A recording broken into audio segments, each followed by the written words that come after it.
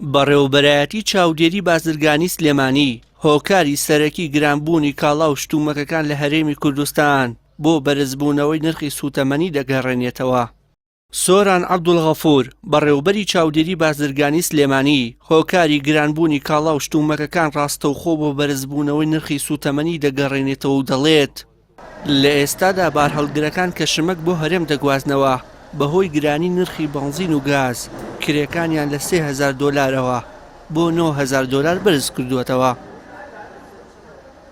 یەکێک لە فاکتەرەکانی بەرزبوونەوەی نرخی خۆراک لە جیهانە ئەوەیە کە نرخی سوتەمەنی بە شێوەیەکی بەرچاو لە هەموو جیهانە لە بۆرسی جیهانیا بۆ نمونە بەرمیلی 90 بۆ 123 دۆلار کەمە وای کردووە گواستنەوەی ئەو بەروبوومانە ئەو خواردن و خواردنەوەی کە لە وڵاتانەوە هەیە کێشەی گەورە دروستکە بۆ ئەو بازرگانانەی کە نرخەکان بەرز بۆتەوە. بۆ نمونە جاران کە بازرگانێکی خۆمان لە وڵاتی سینەوە ئەچوو کۆنتەنەرێ خواردنی هێنا یا مادی تری هێنا بە 23 وەرەقە بە 25 وەرەقە بۆ 30 وەرەقە بوو، ئێستا بۆ سێقات بەرنەوە وەرەقەیەتە ناو شاری سلێمانیەوە کامە مانوێ نەمانوێت تەسیری زۆر کاتە سەر بەرزبوونەوەی ئەو نرخی خواردنانەی کە لەو کۆنتێنەرەیە بۆ ناو شاری سلێمانی.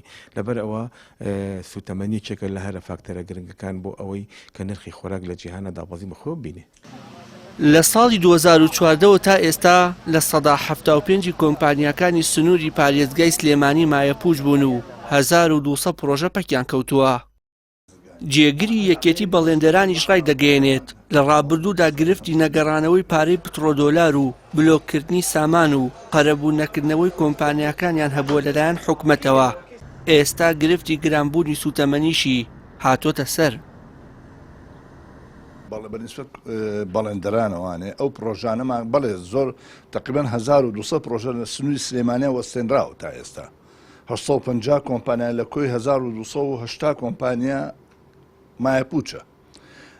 سەرەڕای ئەوەش هەندێ مەشروع کە ئێستا دەرئەچێ یا مەشروعی کۆن هەبوو ئێستا بکەوێتەوە ئیش بۆی دەست نایە چکۆ لە بەروی سعر هەمووی گۆڕاوە. ئەبێ حکوومەت لەم کاتە کاراسانی بکە بۆ مقاول گۆڕانکاری لە سعرەکانە بکاتەوانێ.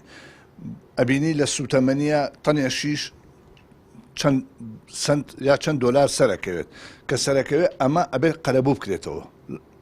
کابرا مەبەستی نییە تەنێشیش ئەبێ بە 700 دۆلار ئەبێ بە 800 دۆلار ئەچێ بۆ 1000 دۆلار بەڵام سعری مقاولەکە حسابی کردو بکوێت لەوانەیە 600 دۆلاری حساب یا 500 دۆلاری حساب کرد بێ جا لە تەنێک شیشە 300 400 دۆلار بخاتە سەری و چیمەنتۆکە بە هەمان شێوە کرێی گاز ئەڵێ گران بوو هەتا ئەو تراکتۆرەی ئاو بۆیێنێ ئەویش ئەڵێ گاز گران بوو.